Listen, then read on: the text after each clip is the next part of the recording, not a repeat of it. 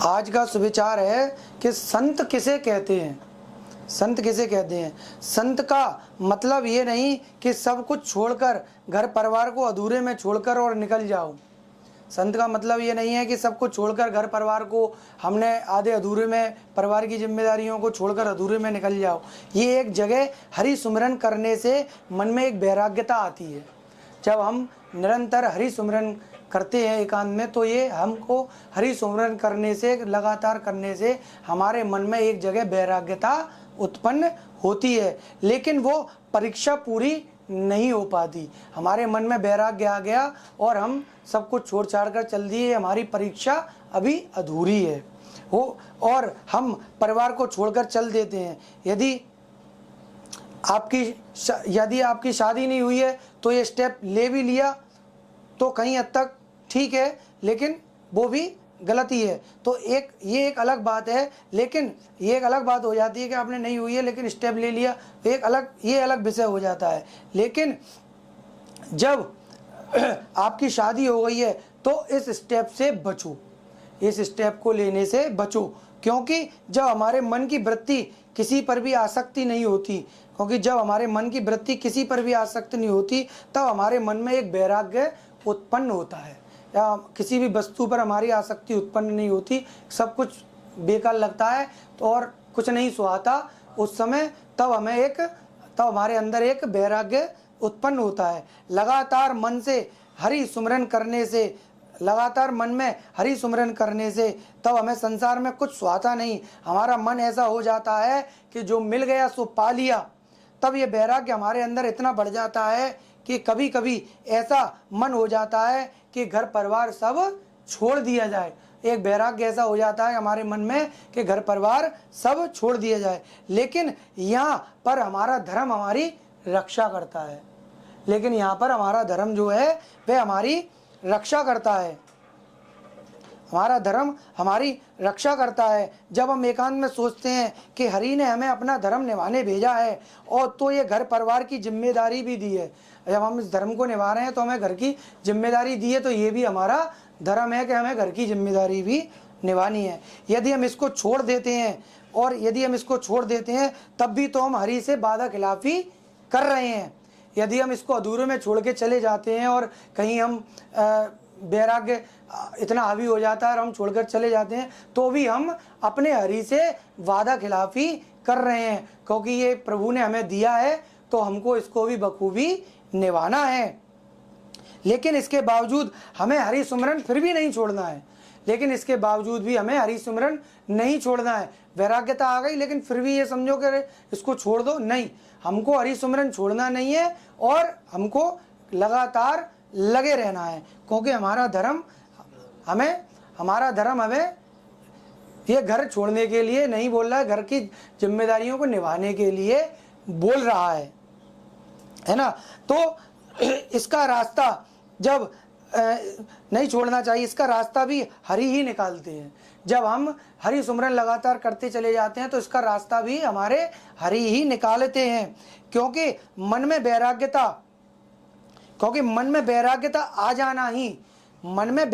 आ जाना ही हरि के आने का संकेत होता है। अपने हृदय के अंदर अगर मन में वैराग्यता आ गई तो समझो कि अब हरि हमारे अंदर आ रहे हैं। ये हरि के आने का संकेत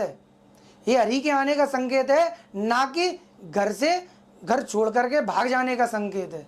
घर छोड़कर भाग गए तो आपने सबरा कराया मिट्टी कर दिया, क्योंकि ये हमारा धर्म हमसे नहीं कहता। हमारे हरि के आने का ये संकेत है। हरि आते हैं तो वैराग्यता उत्पन्न होती है, ये हरि के आने का हमें संकेत मिलता है। हमें अपना धर्म परिवार को निभाते हुए और सब कुछ सहते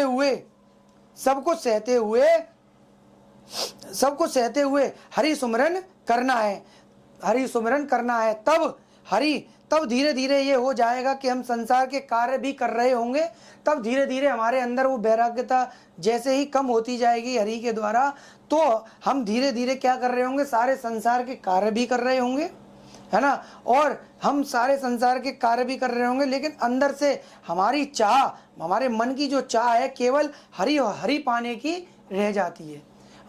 हम संसार के कार्य सब कर रहे होंगे ऊपर से, लेकिन अंदर हमारी चाह क्या हो जाएगी, केवल और केवल हरि को पाने की हो जाएगी। केवल हरि को पाने की चाह हमारे अंदर रह जाएगी।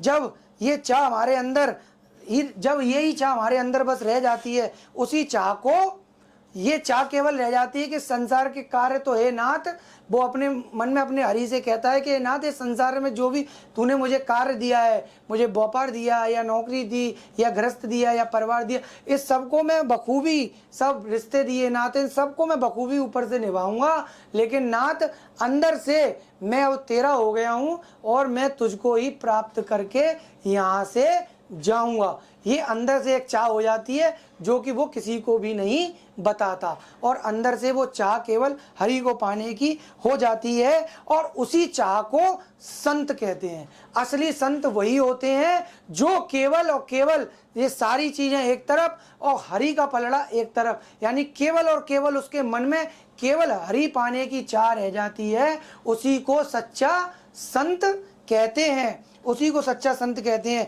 वो ऊपर से संसार के कार्य तो करता है लेकिन किसी को महसूस नहीं होता। वो ऊपर से सारे संसार के रीति रिवाज कार्य सब निभाएगा, लेकिन संसार वाले उसको समझ नहीं पाएंगे, वो संसार वाले उसे पहचान नहीं पाएंगे, क्योंकि उसने क्या करा है, उसने साधारण कपड़ों की पोशाक पहनी हुई है।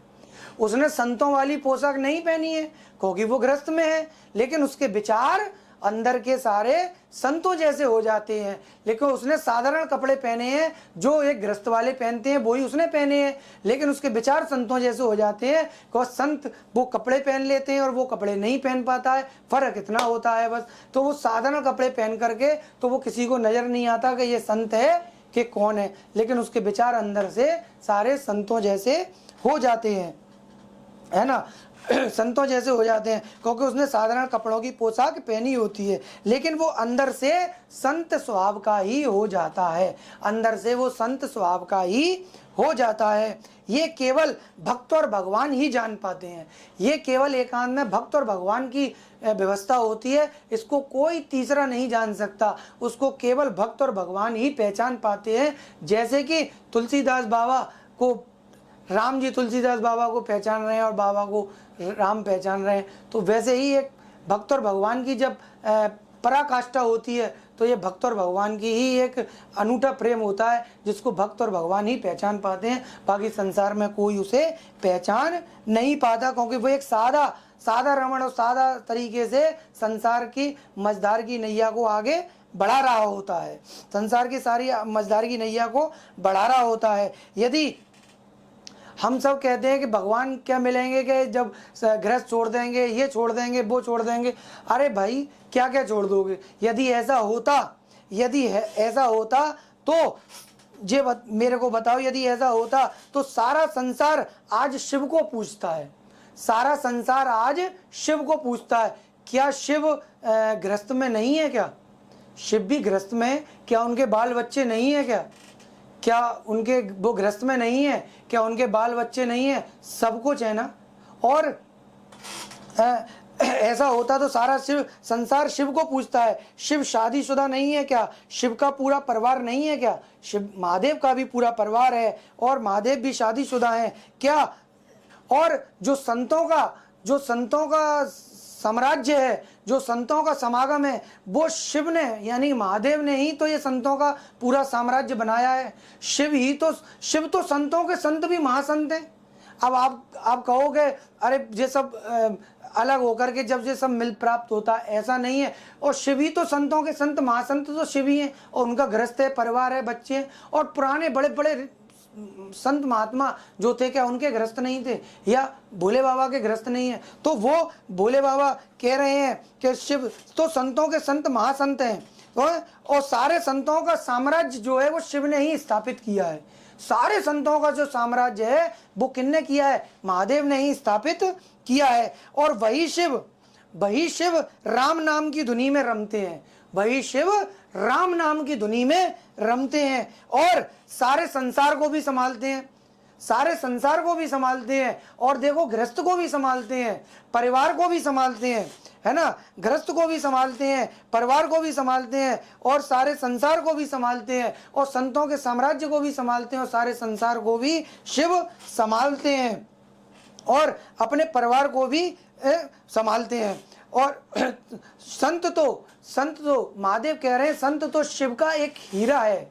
महादेव कह रहे हैं संत तो शिव का एक हीरा है, जो सब कुछ सहता हुआ घर परिवार, है ना, और व्यवसाय नौकरी यानी जो भी जिस काम में है उन सबको सहता हुआ और उनको संभालता हुआ भी अपने को संत बना ले, यानी संत बना ले, संत स्वभाव बना ले, जो भी है संत बना ले, संत जैसा स्वभाव बना ले, इन सबको सहता हुआ बना ले, तब शिव उस भक्त पर बहुत, उस दास पर बहुत प्रसन्न होते हैं। और वही शिव का सच्चा दास है, वही शिव का सच्चा दास है, क्योंकि और राम शिव में है, और राम शिव में है, और जब राम शिव में है तो राम भी फिर हमारे पास हैं, राम भी हमारे पास है, राम भी हमसे कहीं दूर नहीं जाने वाले, क्योंकि हमको ये सब सह करके तभी मिल पाता है।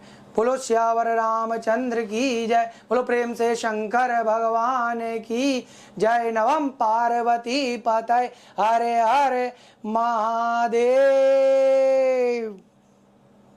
जय।